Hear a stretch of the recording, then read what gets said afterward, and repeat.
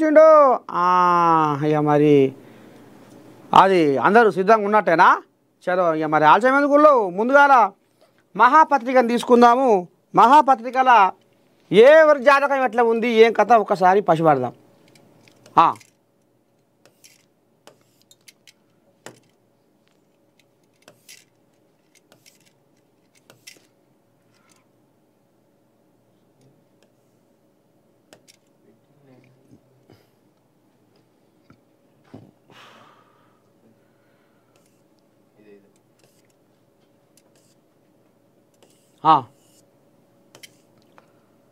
మా దగ్గర ఉన్న అణువాయుధాలతో ప్రపంచం మొత్తాన్ని 150 సార్లు పేల్చేయవచ్చు.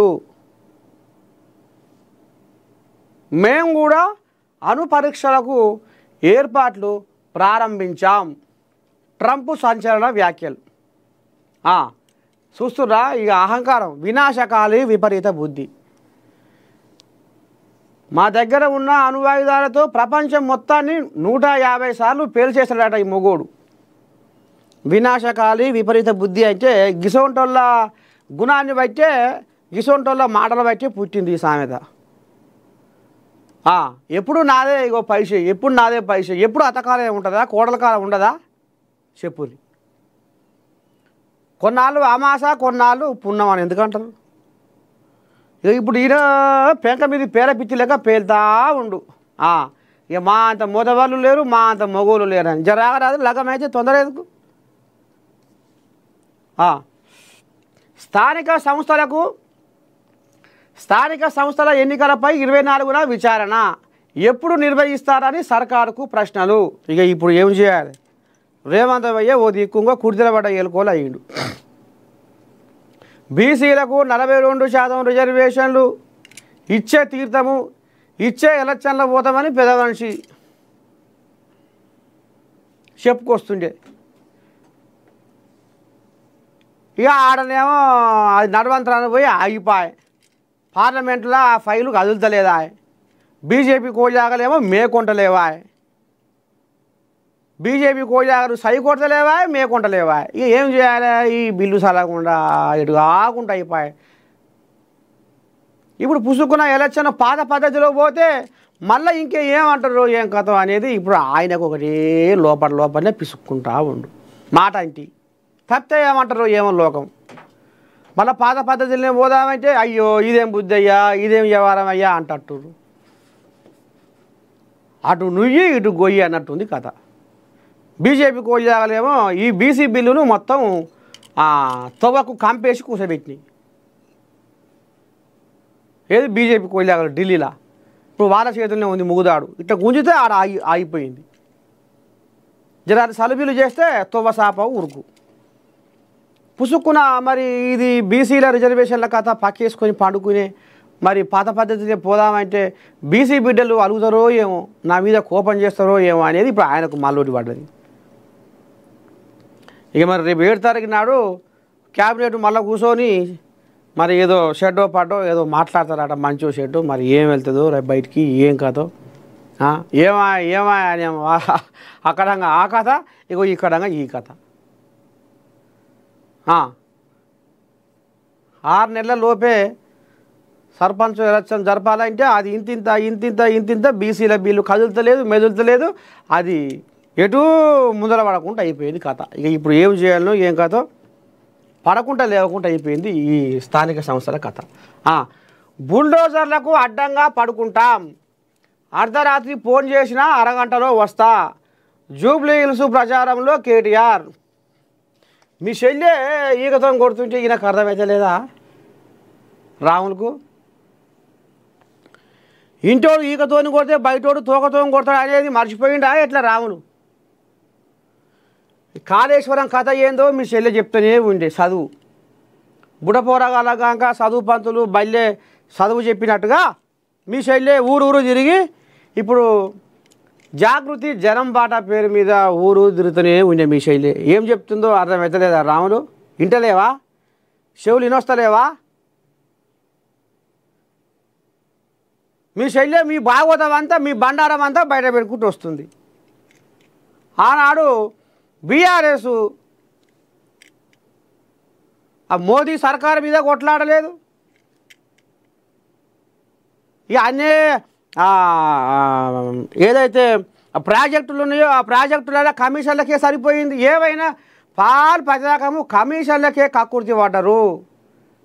బీఆర్ఎస్లో ఇప్పటికీ కూడా అనకొండలు ఉన్నాయి, ఈ తిమింగలాలు ఉన్నాయి. ఈ తిమింగలాలు బయటికి పోతేనే పార్టీ ఏమన్నా బాగుపడుతుంది అనేది ఇప్పుడు మీ చెల్లె ఊరూరా తిరిగి డప్పు కొట్టి చెప్తుంది. మీ వ్యవహారం అంతా డప్పు కొట్టి చెప్తుంది. మీ బండారం అంతా మొత్తం బజార్లు వేస్తుంది. అంతేనా ఎల్లక సొంత శైలి గిట్ట చెప్తుందంటే చూడమ్మా ఎంత చేసిర్రో. కవితమ్మకు పానం ఇసుకి ఇసుకి ఇసుకి ఇసుకి ఇగో ఈ రకంగా ఆంబాయం వెళ్ళబోసుకుంటుంది అని ఒక ఆమె. అవు కానీ మరి కవితమ్మ ఇయ్యాలనే ఆంబాయం వెళ్ళబోసుకుంటుంది. మరి ఆనాడేం చేసింది? ఆనాడు కనపడలేదు ఈమె కంటికి తప్పులు. మరి ఆయలు ఎందుకు ఎదిరించదాయే? ఆయలు ఎందుకు ప్రశ్నించదాయే? మా బీఆర్ఎస్ పార్టీలో అనకొండలు ఉన్నాయి, తిమింగలాలు ఉన్నాయి. పేదల సొమ్ముకు నోసి పుట్టిరు, అక్రమంగా సంపాదించుకుంటురు, అడ్డగోలుగా సంపాదించుకుంటురు, దోసుకొని దాచుకుంటుర్రు. బయట దేశాలలో మస్తు ఆస్తులు కూడా పెట్టుకుంటుర్రు, ఇక్కడ సంపాదించింది కాక అని. మరి ఆయల్లో ఎందుకో అనదా కవితమ్మ? గియాల వచ్చనేమమ్మా ఆమెకు ఈగురము అని ఇంకొక ఆమె. లోకం ఎట్టుంటుంది? ఏచమ్మ ఏచి తీరుగా, పచ్చమ్మ పచ్చి తీరుగా ఈ రకంగా మాట్లాడుతున్నారు. ఇక నిన్న మన జూబ్లీ హిల్స్ ప్రచారంలో రేవంత్ అమ్మయ్యకు ఇక దొరికిందే సందు కదా అని వాళ్ళ శైలినే వాళ్ళ బండారం అంతా బయట వేస్తుంది. వాళ్ళ తప్పులన్నీ వాళ్ళ శుద్ధులన్నీ ఏంచిపోస్తుంది వాళ్ళ శైలే కవితమ్మ. వాళ్ళను మీరు ఎట్లా నమ్ముతారు అనేది రేవంత్ రెడ్డి కూడా జూబ్లీ హిల్స్ ప్రచారంలో మూత మోగించుండు కూడా. నువ్వేం చక్కన అర్ధరాత్రి ఫోన్ చేసినా అరగంటలో వస్తా. అమ్మా ఓటంటావు ఓటేయమంటావు, ఓటేసిన తెల్లారి బూటుతోనిదంతారు. జనాలకు ఎరకలేదా ఏంది? రా ఓటేసేదాకా నీ అక్కెరా. మేము ఏడ ఉన్నా వస్తావు, ఏ గల్లీలో ఉన్నా వస్తావు, మేము మాట్లాడకపోయినా మందలిస్తావు, కడుపులో తలకాయ పెట్టి మాట్లాడతావు, నవ్విపిస్తావు, మురిపిస్తావు, ముచ్చటిస్తావు అని జనాలకు తెలియదా ఏంది? ఈనాట అర్ధరాత్రి ఫోన్ చేసి ఉరికొస్తాడట. గిసొచ్చి కథలు నడుస్తున్నాయి.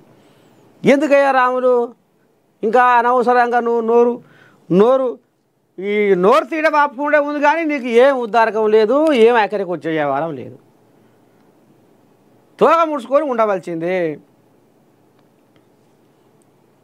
ఇప్పుడు ఎందుకంటే మీ శల్య చెప్తుంది కదా ఊరూరు తిరిగి, మా బీఆర్ఎస్ పార్టీలో తిమింగలాలు ఉన్నాయి, అనకొండలు ఉన్నాయి, ఏం ఉద్దారకం చేయలేదు, కార్మికుల కష్టాలు ఎప్పుడు కూడా వాళ్ళు అసలు పట్టించుకోలేదు.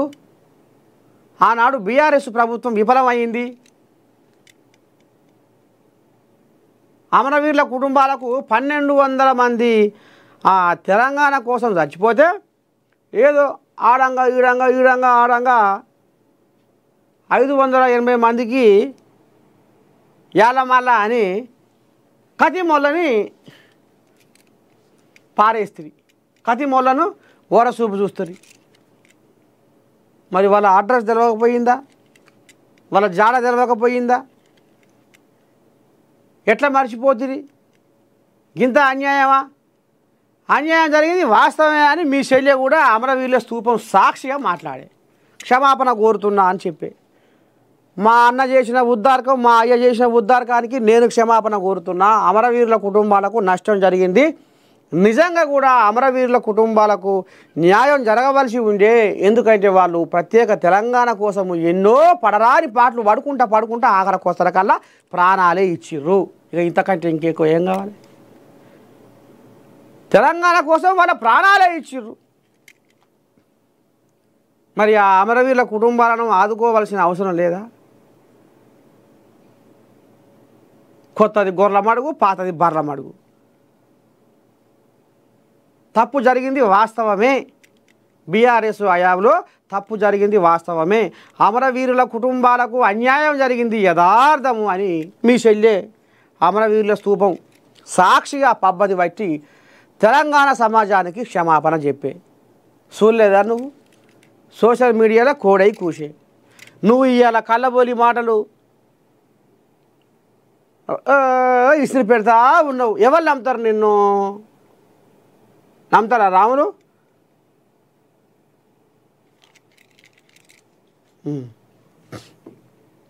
ఇదేంది కమిషన్లు రావనే ఎస్ఎల్బీసీని కేసీఆర్ పట్టించుకోలే. చూసావా? మిషన్ కాకతీయలో కమిషన్లే, మిషన్ భగీరథలో కమిషన్లే. వాయ్యా మిషన్ భగీరథ 40,000 కోట్ల ఏదో కథ నడిపిస్తే ఓవ్వా బజార్లో పోయింటి. ఇక ఆయన కిష్టియా కడుపు చదవకుండా మెగా కిష్టియా అమ్మో అచ్చమైన కోల్యాగా ఉత్తదే. ఆ పైపులు ఏమన్నా నాణ్యత బిర్రు, ఎండకు ఎండి వానకు నాని ఉన్న పైపులు పెడసలం బట్టి ఎట్టుంటాయి? అగో గసబంటి పైపులు వేసిర్రు.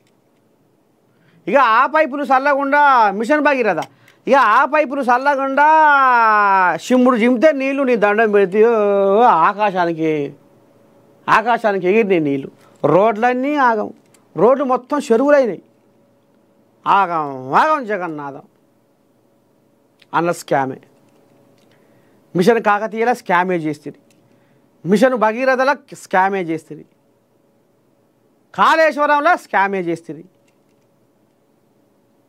అరొక్క దాంట్లో స్కామే. ఏది వీళ్ళు స్కామ్ చేయండి?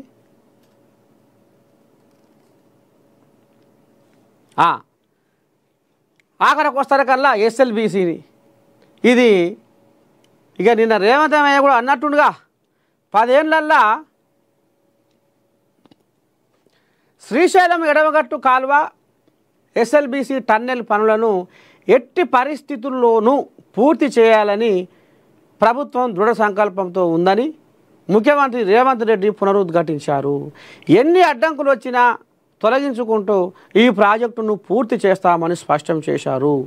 ఎస్ఎల్బీసీ టన్నెల్ పనుల కోసం నేషనల్ జియోఫిజికల్ రీసెర్చ్ ఇన్స్టిట్యూట్ శాస్త్రవేత్తల నేతృత్వంలో అచ్చంపేట మండలం మన్నెవారిపల్లి వద్ద ముఖ్యమంత్రి సమక్షంలో హెలికాప్టర్ ద్వారా హెలిబోర్న్ ఏరియల్ ఎలక్ట్రోమ్యాగ్నెటిక్ సర్వే ప్రారంభమైంది. అంటే ఇక మీదంగా వాళ్ళు ఇట్లా తిరిగితే అందులో ఖనిజ సంపద ఏడ ఉంది, నీళ్లు ఏడ ఉన్నాయి, భూమిలో రాళ్ళు ఏడున్నాయి, రప్పలు ఏడున్నాయి, ఏడంగా నీళ్ళు వస్తున్నాయి. ఆ పొక్కలకి వెళ్ళి పోతుంటే ఏడంగా నీళ్ళు ఆ పొక్కలు జొరబడే అవకాశం ఉంది. ఏడ బండ వస్తుంది, ఏడ ఆ ఖనిజ సంపద ఉంది అనేది పసిపడుతందుకు ఇక నిన్న ఏరియాలు సర్వే చేసిరట మొత్తం గాలి మోటార్ల. మొత్తానికి ఏమైనా ఎవరు అడ్డం పండుకున్నా ఈ ఎస్ఎల్బీసీని కట్టే తీరుతా అని ఇక రేవంత్ అయ్య మాట్లాడుకొస్తుండు. ఇక ఆనాడు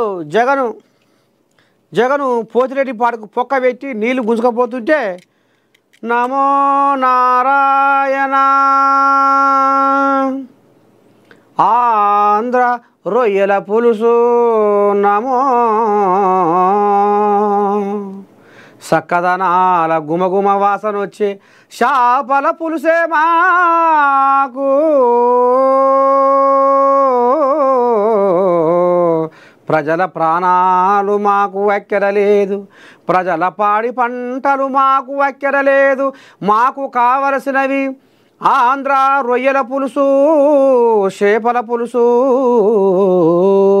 అని తీగరాగాలు తీసిండు కేసీరావు.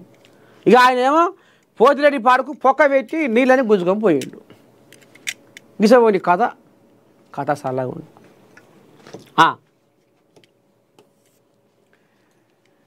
Congress they Jubilee hills. ఓహో వచ్చిందే కోల్యాగా. ఇది చిన్నసన కోల్యా కాదు, ఈ కోల్యాగా తరాలు నాటి తాటిత్తు కోల్యాగా. ఈ కోల్యాగా పుట్టని బిడ్డలకు పేరు పెట్టే కోల్యాగా ఈ కోల్యాగా. ఎందుకంటే తెలుసు ఆయనకు మనిషిని బట్టి నాడి పశుపడతాడు మనిషి. ఆయన మనుషులను కళ్ళతోనే పశుపడతాడు. నీ కళ్ళల్లో పెట్టి నీ కళ్ళల్లో కళ్ళు పెట్టి చూసిండంటే నీ గుణం ఏంది, నువ్వు ఎటువంటి మనిషివి, నువ్వు ఏం కథ, నీ కడుపులో ఏముంది, నువ్వు ఏం మాట్లాడాలనుకుంటున్నావు, ఏం చెప్పాలనుకుంటున్నావు, ఏం చెప్పొద్దు అనుకుంటున్నావు. అగో గసవంటి ఎవరాని పసిగట్టే మనిషి ఇగో ఈ కోయాగా చిన్న సన్నది కాదు. సైదులు సర్వే సంచలనం. సైదులు ఈయన పేరు. కాంగ్రెస్ బీఆర్ఎస్ మధ్య ఓరాఓరి. 10,000కు పైగా మెజారిటీతో నవీన్ గెలిచే అవకాశం ఉందన్న సర్వే. లోకల్ అభ్యర్థి సీఎం రేవంత్ ప్రతిష్టాత్మకంగా తీసుకోవడం ప్లస్ పాయింట్లు. పోలింగు సమీపిస్తున్న కొద్దీ బీఆర్ఎస్ డౌన్. ఒక ఊరి రాజాట, ఒక ఊరికి బంటాట. ఎన్ని కథలు పడ్డా ఆ ఊరోడు ఇప్పుడు ఉన్న ఊరు మీద ఉన్న పట్టు వేరే వీరి మీద ఉంటుందా? అందుకనే అన్నారు పెద్దలు, ఒక ఊరి రాజు ఇంకో ఊరికి బంటు. నవీన్ యాదవ్ లోకలోడు. నవీన్ యాదవ్ బస్తీలల్లా పుట్టి పెరిగినోడు, బస్తీ పోరడు. ఈ నిర్ణయం తీసుకోవడం CM Revanth Reddy plus point అయింది ఇది కాంగ్రెస్ పార్టీకి అనేది అనుకొస్తుండు. అయితే పోలింగు సమీపిస్తున్న కొద్దీ బీఆర్ఎస్ డౌన్. మరి కాదా? డౌన్ కాదా? వాళ్ళ శైలినే పచ్చి పురుష కంటే పల్చగా చేస్తుంది వాళ్ళ కుటుంబాన్ని. ఇక డౌన్ ఎందుకు కాదు? జనాలు అంత తెలియదకోలా, అంత ఏజోలా. మరి ఉన్న భాగవతం అంతా, ఉన్న బండారం అంతా బజార్లు వేస్తుందిగా శల్యే. వీళ్ళు సొక్కమైన శుద్ధ పూసలు అనుకున్నాం కానీ ఓహో ఇదే ఆ కథ అనే కాడికి వచ్చింది. అందుకనే ఈ శల్యే ఈ సైజులో అనేది కరెక్టే. పోలింగు సమీపిస్తున్న కొద్దీ బీఆర్ఎస్ డౌన్. ఇప్పుడు శల్య ఏం చేస్తుంది? జనం బాట పేరు మీద నిజామాబాద్లో సురువు చేసి ఇప్పుడు ఆదిలాబాద్లో అడుగు పెట్టినట్టుంది. ఇక ఇప్పుడు అక్కడ ఇదే భాగవతం ముంగటేస్తుంది. మా బీఆర్ఎస్లో తిమింగలాలు ఉన్నాయి, అనకొండలు ఉన్నాయి అనే కాడ తీసుకొస్తుంది. అందుకనే ఓని పాడైపోను ఇంత కోతే గింతేనా, సొంత తోడబుట్టిన శల్యే, కడుపులో పుట్టిన బిడ్డ అయ్య గురించి అట చెప్తుంది, అన్న గురించి ఇట చెప్తుంది, అన్న ఉన్న మేనబావ గురించి గిట్ల చెప్తుంది. షేహే దీని పని ఉత్తదేరా అనే కాడికి తీసుకొస్తుంది కథ. అందుకనే ఈమె తిరిగినా కొద్దీ, ఎలక్షన్ దగ్గరికి వస్తున్నా కొద్దీ, పోలింగు సమీపిస్తున్న కొద్దీ బీఆర్ఎస్ డౌన్ అవుతుంది. బలంగా ఉన్న కమలం లైట్ తీసుకుంటున్న లీడర్లు. ఇక పువ్వు బాగానే అటు ఇటు వికసించబోతుంది అనే ఇదిలా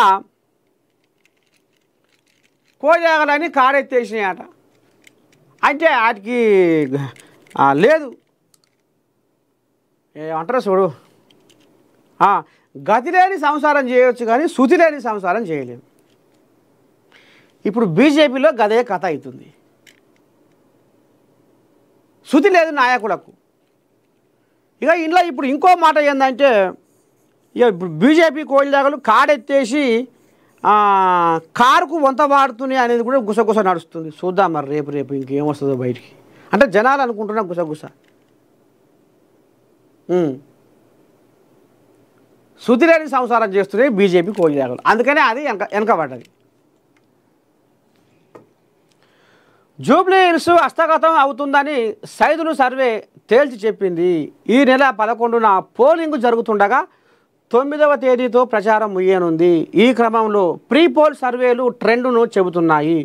ముఖ్యమంత్రి రేవంత్ రెడ్డి ప్రతిష్టాత్మకంగా తీసుకోవడంతో గత 4 రోజులుగా జూబ్లీ హిల్స్ రాజకీయ లెక్కలు మారుతుండగా సోమవారం ప్రెస్ క్లబ్లో మీడియా సమావేశం నిర్వహించి సైఫాలజిస్టు సైదులు తన సర్వే వివరాలు ప్రకటించారు.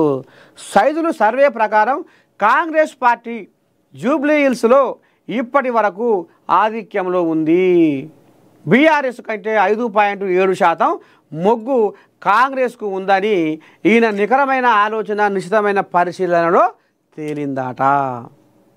ఒక్కసారి ఎక్కడెక్కడ దేనికి గాలి నడుస్తుంది అనేది కూడా మనం చూద్దాము. ఎలా 4వ పేజీలో రాసుకొచ్చారు చూద్దాం.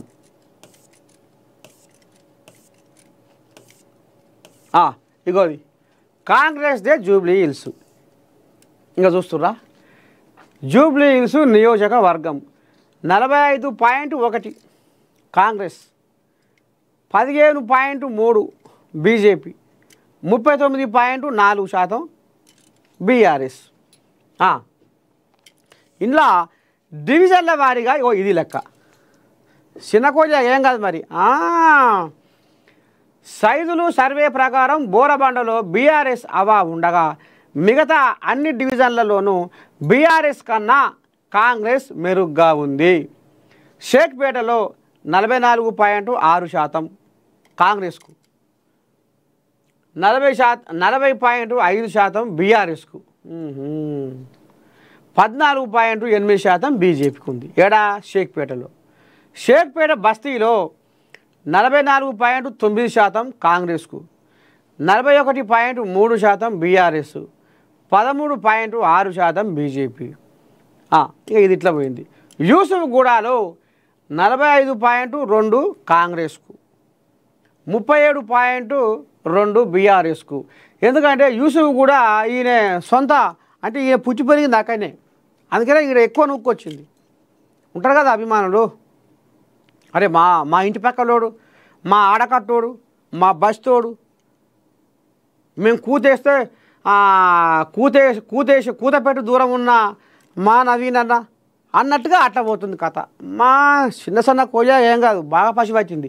యూసుఫ్గూడలో 45.2% కాంగ్రెస్కి అయితే 37.2% బీఆర్ఎస్కు, 17.5% బీజేపీకి. యూసుఫ్గూడ బస్తీలో 48.2 కాంగ్రెస్కు, 35.8 బీఆర్ఎస్కు, 5.8 బీజేపీ. రహమత్ నగర్లో 46.3% కాంగ్రెస్కు, 39.6% బీఆర్ఎస్, 13.9 బీజేపీ. రహమత్ నగర్ బస్తీలో 44.4 కాంగ్రెస్, 38.3% బీఆర్ఎస్, 17.1% బీజేపీ. ఎర్రగడ్డలో 47.1% కాంగ్రెస్, 42.6% బీఆర్ఎస్, 10.1% బీజేపీ ఉన్నట్లు సర్వేలో చెప్పారు. చూస్తున్నారులా, ఏం తక్కువ 4 లక్షల ఓట్లు మొత్తం. ఇక ఇంట్లో ఈ రకంగా ఆయన సర్వేలో తేలింది. ఆఖరికి వస్తారు కల్లా ఇదేంది, ముగ్గురి స్ట్రాంగ్ ఏరియా. కాంగ్రెస్ పార్టీకి సర్వే ప్రకారం శ్రీనగర్ కాలనీ అత్యధిక ఆధిక్యం ఇచ్చే డివిజన్గా ఉంది. ఎందుకంటే సినిమా కోల్యాగలు అక్కడ బాగానే అప్పుడు చిన్న శ్రీశైలం యాదవ్ సినిమా కార్మికులకు బాగానే సాయం చేసిండు అనేది కూడా కోల్యాగలన్నీ రాగాలు తీస్తూనే ఉన్నాయి. ఆ జూనియర్ ఆర్టిస్టులు వాళ్ళు ఉంటారు కదా కార్మికులు, కరెక్టే. బీఆర్ఎస్ పార్టీ బోరబండలో నెంబర్ 1గా నిలిచే అవకాశాలు ఉన్నాయి. అమ్మో, ఓహో. బీజేపీకి కూడా శ్రీనగర్ కాలనీనే అత్యధిక ఓట్లు తెచ్చే ఏరియాగా కనపడుతుంది. సరే, కాంగ్రెస్ పరిస్థితి ఇది. కాంగ్రెస్ పార్టీ బోరబండ డివిజన్లో కొంత బీఆర్ఎస్ కన్నా వెనకబడ్డది. రహమత్ నగర్లో మంచి ఆధిక్యంలో ఉంది. శ్రీనగర్ కాలనీలో బీఆర్ఎస్ కంటే చాలా ముందంజలో ఉంది. ఇక్కడ బీఆర్ఎస్ కంటే 15% ప్లస్లో ఉంది. మిగతా అన్ని డివిజన్లలోనూ పరిస్థితి పోటాపోటీ అన్నట్లు ఉన్న బోరబండ మినహా అన్నింట స్వల్ప ఆధిక్యాల్లో కాంగ్రెస్ ఉంది. బీజేపీ కూడా పలు డివిజన్లలో బలంగా ఉంది. లోక్సభ ఎన్నికల్లో రికార్డు ఓట్లు సాధించిన బీజేపీ ఆ తర్వాత చతికిలబడింది. ఎన్నికను బట్టి ఓట్లేయడం ఇక్కడి ప్రజల ఆనవాయితీ అయినా గత అసెంబ్లీ ఎన్నికలతో పోలిస్తే బాగా పుంజుకున్నట్లు స్పష్టమవుతుంది. బీజేపీకి శ్రీనగర్ కాలనీలో 19.8%, వెంగళరావు నగర్లో 19.6%, యూసుఫ్గూడలో 17.5%, రహమత్ నగర్ బస్తీలో 17.1% మద్దతు ఉన్నట్లు స్పష్టమవుతుంది. ఎర్రగడ్డలో బలహీనంగా కేవలం 10.1%తో ఉండగా గట్టిగా పోరాడితే బీజేపీ గణనీయంగా ఓట్లు రాబట్టే అవకాశాలున్నాయని సర్వే స్పష్టం చేస్తున్నది. వాస్తవం ఈ మాట. ఎందుకంటే నేను మొన్న పబ్లిక్ ఏం మాట్లాడుకుంటారు ఏంది ఏం కథ అని పోయినా, అయితే అందులో ఓ బీజేపీ కోలియాగా కలిసింది. ఏమైపోయినా ఎటట ఉంది మీ సంసారం, బీజేపీ వాళ్ళ సంసారం, మరి పువ్వు వికసిస్తుందా ముడుచుకొని పైన పిరా అంటే ఏముంది తాత అంతా కిషన్ రెడ్డి కోలియాగా భుజాన్ని వేసుకుండు, ఇక ఏమైనా చేసుకో అని ఇరగ నూకినా మీద. కోయిలాగారి కడకు జరిగినాయి. ఏదో మీది మాటకు మిండని చిన్నయ్య అన్నట్టుగా ఏదో ఆడంగిడంగా ముఖం చూపించి అవతల పడుతున్నారు. ఏం సకదానం లేదు తాత. పండుకుంది బీజేపీ, ప్రచారం చక్కగా చేస్తలేరు. మా బీజేపీ పెబ్బ రామచంద్రయ్య ప్రచారం చేస్తే ఆయన ఇంకా 4 ఈకలు ఉన్నాయి అంటే నువ్వు అర్థం చేసుకో తాత ఆయన కాడికి వచ్చింది కథ. కిషన్ కోడిలాగా పట్టుబట్టి నాదే సాగాలి, నేను పెట్టిన మొగోడే ఎమ్మెల్యే అభ్యర్థిగా ఉండాలని ఆయన మంకు పట్టుబట్టి ఇది చేస్తే అది ఆఖరికి వస్తారు కల్లా ఇచ్చుకపోయి బచ్చల పండుగ అయినట్టు అవుతున్నాడు. స్వయాన బీజేపీ కోడిలాగే అన్నది. ఇగో ఇది కథ, సర్వే కథ ఇంకో ఈ రకంగా ఉంది. మొత్తానికి కాంగ్రెస్దే జూబ్లీ హిల్స్ అనేది సైజులు సర్వేలో తెల్లమైందట.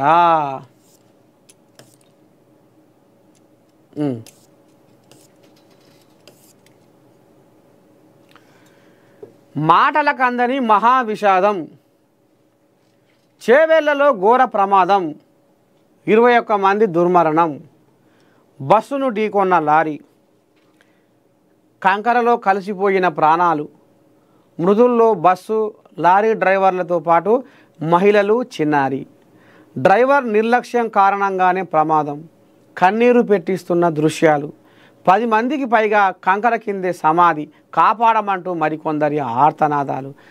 క్షతగాత్రులను పరామర్శించిన మంత్రులు శ్రీధర్ బాబు, పొన్నం ప్రభాకరు. మోదీ, రేవంత్, కేసీఆర్ సంతాపం. మృతులకు 7 లక్షల ఎక్స్గ్రేషియా. ప్రమాదానికి టిప్పర్ డ్రైవర్ కారణమన్న పోలీసులు. బస్సు లారీ డ్రైవర్లు మృత్యువాత. ఇక చూస్తుర్రా, అడుగున బుడిగ బావులు అన్నట్టు ఇప్పుడు అడుగున టక్కర్లు మోపైంది. నింగికెగసినారా నేల తారలారా, వేగు చుక్కలై దారి చూపుతారా, నింగికెగసినారా నేల తారలారా, వేగు చుక్కలై దారి చూపుతారా, ఏ తల్లి బిడ్డలో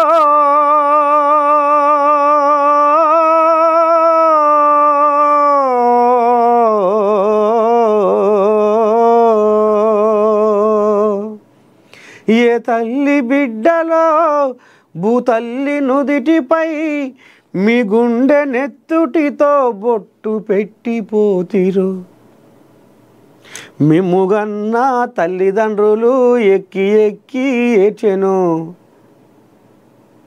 మిమ్ము చూసి కన్న పిల్లలు బోరునా విలపించెను. తల్లిదండ్రులు పోయి పిల్లలు పోయి తల్లిదండ్రులు, అయ్యో భగవంతా. మొన్ననేమో కర్నూలులో జరిగిన బస్సు ప్రమాదం మరవక ముందే, ఆ ముచ్చట మాసిపోకముందే ఇగో చేవెళ్ళ బస్సు ప్రమాదం. అసలు ఈ వార్త చెప్పాలన్నా గుండె బరువెక్కిపోయింది. బస్సును ఈ కంకర ట్రిప్పరు గుద్దుదని దండం పెడితే అది చిన్న సన్న స్పీడా, ఎంత వేగం ఉంటే ఆ రకంగా మొత్తం ఇక చూడు ఎంత వేగం ఉంటే ఈ రకంగా గుద్దుకొని పోయి అది అలా ఉన్న కంకర ఇది మాత్రం అడుగుపెట్టింది. బస్సు ఈ మీదంగా ఈ కంకర లోడ్ వేసినట్టు అయిపోయింది. ఏది మొత్తం ఆ కంకర మొత్తం ఆ బస్సులో ఉన్న ప్రయాణికుల మీద మొత్తం ఇట్లా పొగ సూరినట్టు బిర్రగా అమురుకుంది. ఏముంది అన్నవాడ, అంత మామూలు స్పీడా, అది మామూలు వేగమా? వాళ్లకు ఆ కంకర రాళ్ళనే ఊపిరి మెసలాక ఇటు కట్టుకొని అటు కట్టుకొని భాగం జగన్నాథం అయ్యారు పాపం. 19-20 మంది అక్కడి దక్కనే చచ్చిపోయారు. ఇంకా కొంతమంది దవాఖానాలలో కూడా చాలా సీరియస్గా ఉన్నారట. పాపం 45 రోజుల పసికందు కూడా జీవాయ్ మరి ఎట్లా అవుతున్నాయి ఈ టక్కర్లు, అసలు ఏమవుతున్నాయి? రాజస్థాన్లో ఒక డంపర్ వాడట, అది ఇప్పటి వాడితే రాజస్థాన్లో ఒక డంపర్ వాడు ఒక 10-12 వాహనాలను గుద్దుకుంటూ పోయిండట. ఏమన్నా లజ్జ సిగ్గి ఉందా ఆయనకేమన్నా? 10-12 వాహనాలను కొట్టుకుంటా ఇక వారి చేతులు లేదు బండి, అంతే, అంత కంట్రోల్ తప్పింది. ఆడు 10 మందిని పొట్టలు పెట్టుకున్నట రాజస్థాన్లో. ఇక ఏలూరులో ఆడో 8 మందిని పొట్టలు పెట్టుకున్నాడు డ్రైవర్ గారు. రామ రామ రామ రామ, అసలు ఈ టక్కర్లు ఎందుకు అవుతున్నాయి? వినాశకాలి విపరీత బుద్ధి. తెల్లందాక మోటార్లు తోలి తెల్లందాక డ్రైవింగ్లు చేసి నిద్రగాసి మరి ఇట్లా చేస్తుర్రా?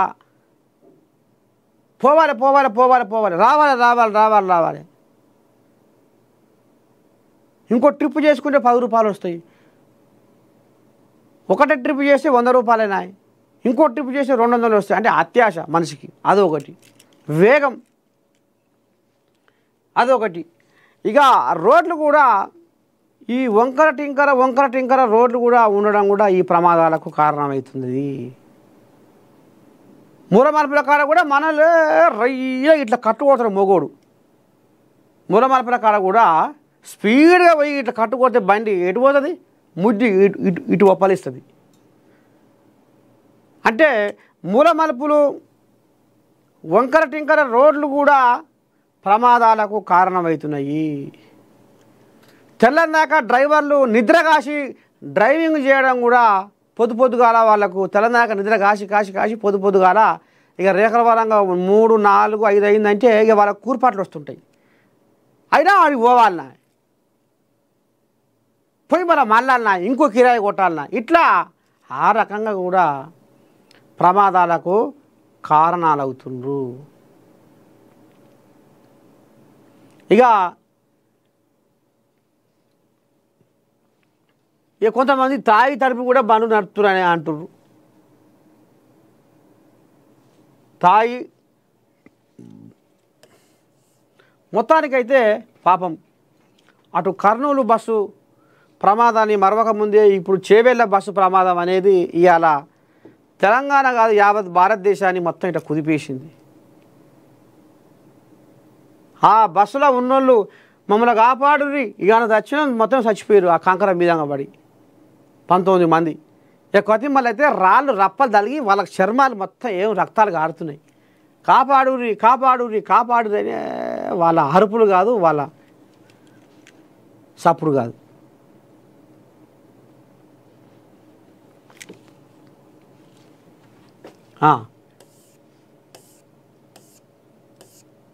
ఈ డ్రైవర్లది ముఖ్యంగా డ్రైవర్ల నిర్లక్ష్యం వల్లనే ఎక్కువ ప్రమాదాలు జరుగుతున్నాయి అని మనం చెప్పుకోవాలా.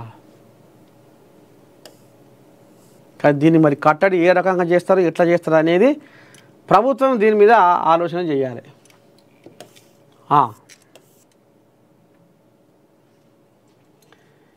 కలుషిత నీటితో విద్యార్థుల ప్రాణాల ముప్పు. ఆరెంజ్ పాఠశాలలో విష జలాలు. చిన్నారి సుజిత్ మృతి. కొండముచ్చు మృతదేహం కారణమా? విద్యార్థులకు కొనసాగుతున్న వైద్య పరీక్షలు. మేళ్ళచెరువు మండలంలోని ఖమ్మం జిల్లా మేళ్ళచెరువు మండలంలోని ఆరెంజ్ పాఠశాలపై భయాందోళన వాతావరణం నెలకొంది. 2 వారాలుగా చిన్నారులు వరుసగా వాంతులు, విరోచనాలు, జ్వరాలతో బాధపడుతుండగా చివరికి ఆరెంజ్ పాఠశాలలో యూకేజీ చదువుతున్న 6 ఏళ్ల సుజిత్ రెడ్డి అనే విద్యార్థి మృతి చెందడంతో తల్లిదండ్రులు కన్నీట పర్యంతమవుతున్నారు. గత 20 రోజులుగా ఆ పాఠశాలలో చదువుతున్న విద్యార్థులు వాంతులు, విరోచనాలు, జ్వరాలతో బాధపడుతుండడంతో తల్లిదండ్రులు తీవ్ర ఆందోళన వ్యక్తం చేశారు. ఫిర్యాదు మేరకు పాఠశాల యాజమాన్యం వైద్యాధికారుల సహాయంతో పాఠశాలలోనే వైద్య శిబిరం ఏర్పాటు చేసింది. వైద్యులు చేసిన పరిశీలనలో పిల్లలు కలుషిత నీటిని తాగడం వల్ల జాండీస్, కామెర్లు, లివర్ సమస్యలతో బాధపడుతున్నట్లు నిర్ధారించారు. పరిస్థితి విషమించడంతో పలువురు విద్యార్థులను కోదాడ ఖమ్మంలోని ప్రైవేట్ ఆసుపత్రులకు తరలించి చికిత్స అందిస్తున్నారు. తల్లిదండ్రులు చెబుతున్న వివరాల ప్రకారం ఒక్కో పిల్లవాడి చికిత్సకు 2 నుండి 3 లక్షల వరకు ఖర్చు అవుతుందని వాపోతున్నారు. అందులో యూకేజీ చదువుతున్న మేళ్ల చెరువుకు చెందిన చిన్నారి శాగం రెడ్డి సుజిత్ రెడ్డి పరిస్థితి విషమించి మరణించడం తల్లిదండ్రుల మనోవేదనకు అంతు లేకుండా పోయింది. వైద్యులు కిడ్నీ, లివర్, జాండీస్ ప్రభావం తీవ్రంగా ఉందని నిర్ధారించారు. అయితే కొండముచ్చు మృతి విషజలాల మూలం. స్థానికుల సమాచారం ప్రకారం ఆరెంజ్ పాఠశాల వాటర్ ట్యాంకులో కొండముచ్చు పడి మృతి చెందిందని అనుమానం వ్యక్తమవుతుంది. అరెరెరెరెరెరే ట్యాంకు నీటికి దుర్వాసన రావడంతో పరిశీలించిన సిబ్బంది ఆ మృతదేహాన్ని బయటకు తీసి శుభ్రం చేసినప్పటికీ ఆ నీటిని తాగిన విద్యార్థుల శరీరాల్లో ఇన్ఫెక్షన్ వ్యాప్తి చెందినట్లు వైద్యులు సూచిస్తున్నారు. అయితే ఈ విషయం బయటకు రాకుండా పాఠశాల యాజమాన్యం మూతపడ్డట్లు స్థానికులు ఆరోపిస్తున్నారు.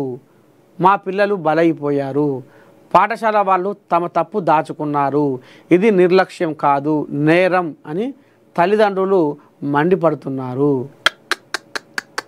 వైద్యుల నిర్ధారణ కలుషిత నీరే కారణం.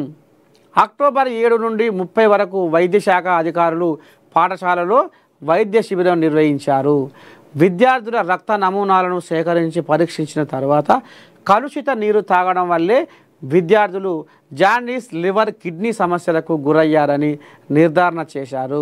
ఇది స్పష్టమైన నీటి విషజన్య వ్యాధి కేసు అని వైద్యులు తెలిపారు. ఇటువంటి ఉద్దారకం చేసిరట. మరి అలా కొండముచ్చు పడేటట్టుగా ఎందుకు దాన్ని జాగ్రత్త పడలేదు? కొండముచ్చు పడి చచ్చిపోయేంతగా జాగ్రత్త ఎందుకు తీసుకోలేదు ఈ పాఠశాల యాజమాన్యం? ఇవాళ బుడ్డపోరగాళ్ళ ఉసురు తీస్తున్నారు. ఇవాళ చదువు రావాలని అయ్యమ్మ పోరగాళ్ళని బడికి పంపితే ఇగో బయట గిసవంటి చేశారు, గిసవంటి కథలు. అదే ఇక జనాల పానాలంటే వీళ్ళకు ఒక లెక్కే లేదు. విద్యార్థుల తల్లిదండ్రులు విద్యా మరియు వైద్య శాఖ ఉన్నతాధికారులను విజ్ఞప్తి చేస్తూ ఆరెంజ్ పాఠశాలలను వెంటనే మూసివేయాలి, అందులో చదువుతున్న విద్యార్థులందరికీ మెరుగైన వైద్య పరీక్షలు చేయాలి, ఇప్పటికే చికిత్స పొందుతున్న విద్యార్థులను కార్పొరేట్ ఆసుపత్రులకు తరలించి పూర్తి వైద్య సేవలు అందించాలి, ఒక చిన్నారి మృతి చాలు, ఇంకొకరు బలవ్వకూడదు అని విజ్ఞప్తి చేశారు. అధికారుల విచారణ అవసరం. ప్రజలు, తల్లిదండ్రులు ప్రభుత్వాన్ని ఉద్దేశించి ఒక చిన్నారి ప్రాణం పోయింది, ఇప్పటికీ నిద్ర లేవకపోతే ఇంకెవరు బాధ్యత వహిస్తారు అని ప్రశ్నిస్తున్నారు. విద్యాశాఖ, వైద్య శాఖ, జిల్లా పరిపాలనా అధికారులు సంయుక్తంగా నిజ నిర్ధారణ జరిపి పాఠశాల యాజమాన్యంపై చర్యలు తీసుకోవాలని డిమాండ్ చేస్తున్నారు. మరి చెయ్యరా? పోరగాళ్ళ ప్రాణాలను ఉచితార్థంగా గాలిలో కలిసిపోతుంటే చెయ్యరా? ఊకుంటారా? కానీ ఈ బడవునికి ఏమైనా లజ్జ సిగ్గి లేకపోయి అలా కొండముచ్చు వాడే అంత జాగ్రత్త లేకపోతే ఇక ఏం సకదానం పాడుబడా.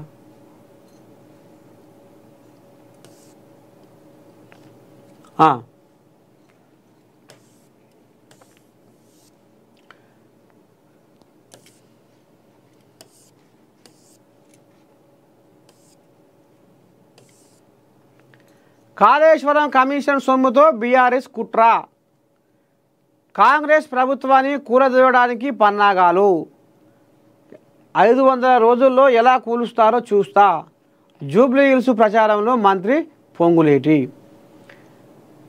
కాళేశ్వరం ప్రాజెక్టులో అవినీతి చేసి సంపాదించిన 1,00,000 కోట్లను బీఆర్ఎస్ ఇప్పుడు రాజకీయాల్లో అడ్డదారిన ఉపయోగిస్తుందని రాష్ట్ర రెవెన్యూ, హౌసింగ్, సమాచార, పౌర సంబంధాల శాఖ మంత్రి పొంగులేటి శ్రీనివాసరెడ్డి ఆరోపించారు. సోమవారం జూబ్లీహిల్స్ నియోజకవర్గం రహమత్ నగర్ డివిజన్లో మంత్రి పాదయాత్రని నిర్వహించారు.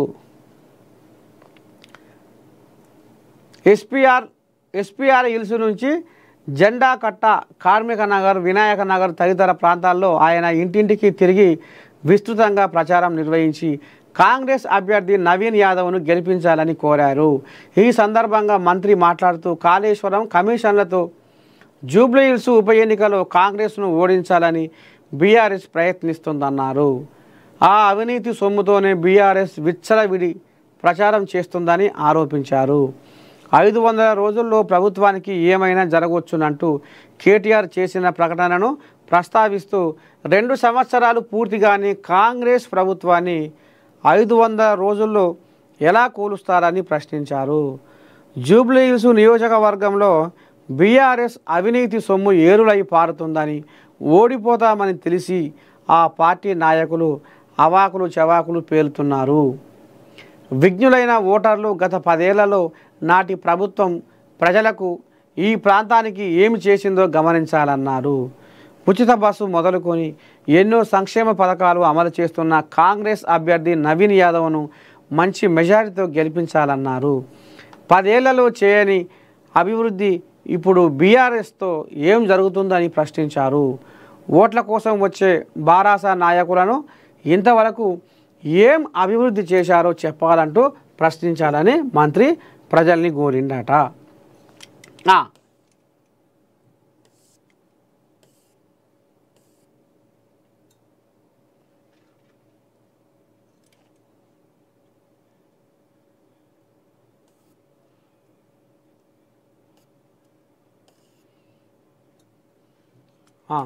ఇంకేముంది ఏమన్న వార్త?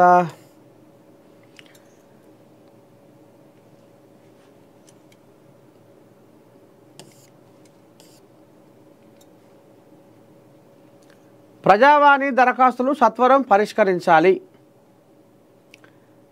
ప్రజావాణిలో వచ్చిన దరఖాస్తులను పెండింగ్ లేకుండా సత్వరమే పరిష్కరించాలని జిల్లా కలెక్టర్ హనుమంతరావు సంబంధిత అధికారులను ఆదేశించారు.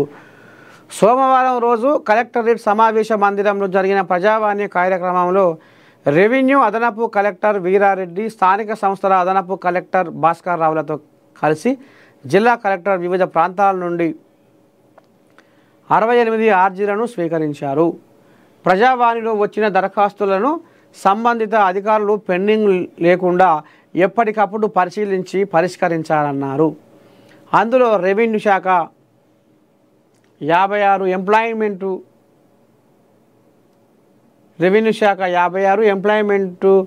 3, జిల్లా పంచాయతీ 2, ఇరిగేషన్ 2, ఎక్సైజ్ బీసీ వెల్ఫేర్, జిల్లా సంక్షేమ శాఖ, జిల్లా గ్రామీణాభివృద్ధి, సర్వే ల్యాండ్ శాఖలకు ఒక్కొక్కటి చొప్పున వచ్చాయని తెలిపారు. వివిధ శాఖలకు వచ్చిన దరఖాస్తులను తక్షణమే పరిశీలించి ప్రజల సమస్యలు పరిష్కరించాలని సంబంధిత అధికారులను ఆదేశించారు. ప్రజావాణి అనంతరం జిల్లా కలెక్టర్ మండల స్పెషల్ అధికారులతో సమీక్షిస్తూ ధాన్యం కొనుగోలు కేంద్రాలను మండల స్పెషల్ అధికారులు క్షేత్రస్థాయిలో కేంద్రాలను తనిఖీ చేసి రైతులకు ఏ ఇబ్బంది లేకుండా చూడాలన్నారు. కేంద్రాలలో ధాన్యం తేమ శాతం వచ్చిన వెంటనే కాంటా వేసి కొనుగోలు చేయాలని, లారీల కొరత లేకుండా ఎప్పటికప్పుడు మిల్లులకు తరలించాలన్నారు. ఇక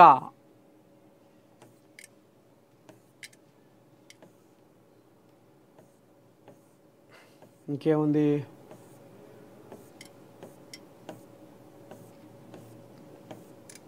ఇది చెప్పుకున్నాము.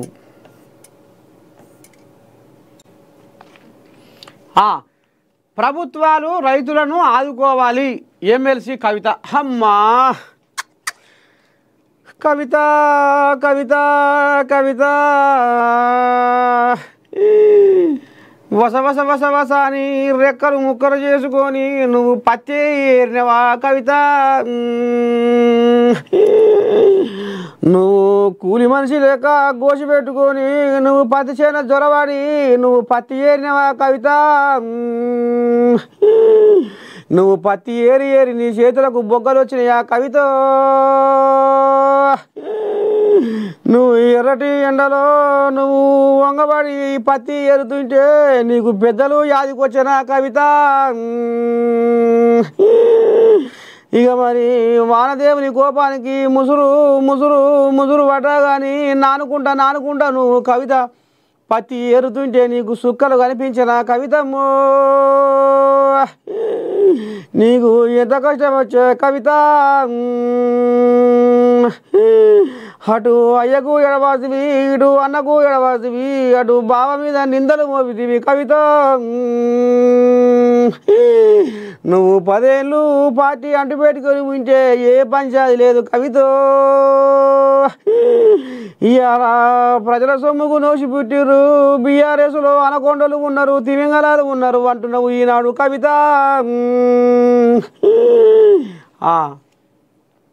ఇప్పుడు కవితమ్మ ఆదిలాబాద్లో జ్వరపడి పత్తి చేను ఎరుతుందట పత్తి పాపం పత్తి వంగబడి పత్తి ఎరుతుంటే చేతులు నొప్పులు పెట్టినాయట మా అమ్మ మరి ఇప్పుడు తెల్లారంగా లేచిందో లేవలేదు నడుములు అయితే టింగు అంటున్నాయట వంగబడి పత్తి ఏరితే నడుములు టింగు అంటున్నాయట చేతులు నొప్పులు పెట్టినాయట అయ్యనాడు ఎరగది అమ్మనాడు ఎరగది ఎంత కష్టం వచ్చే కవితమ్మకు బాబా ఆనాడు వనవాసం వెళ్ళిన సీతమ్మ కూడా ఆశర ఉందో లేదో ఎక్కడి కష్టం ఏం కథ చెమట తీసింది మా అమ్మ చెమట తీసి వంగబడి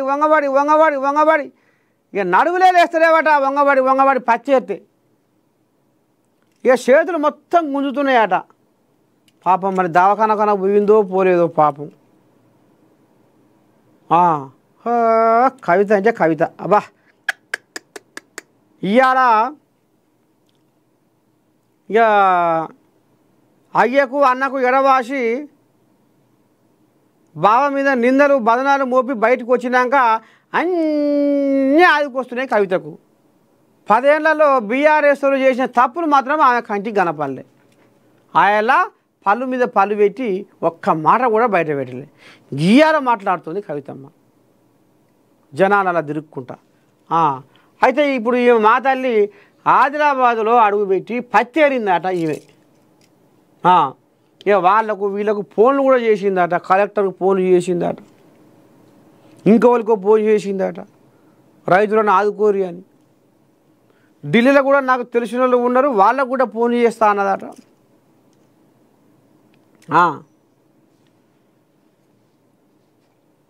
ఆదిలాబాదులో జాగృతి జనం బాట వ్యవసాయ market yard Chanaka Korata project సందర్శన తేమ శాతంతో సంబంధం లేకుండా పత్తిని కొని రైతులను ఆదుకోవాలని తెలంగాణ జాగృతి అధ్యక్షురాలు కవితమ్మ ఆంబాయం వెళ్ళబోసుకుందట ఈపాటి తిరుగుడు ఈపాటి ప్రేమ ఈపాటి ఆపోచన ఆనాడు ఎక్కడ పోయింది కవితమ్మ ఇవాళ నీకు గుండె లోతులకు వెళ్ళి ప్రేమ ఉరికొస్తున్నది రైతుల మీదకి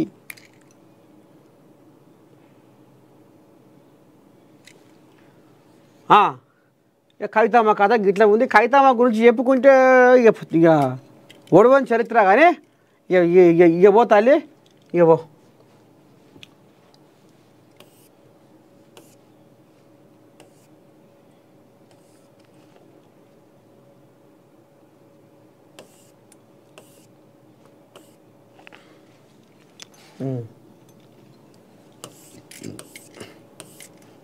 ఇవా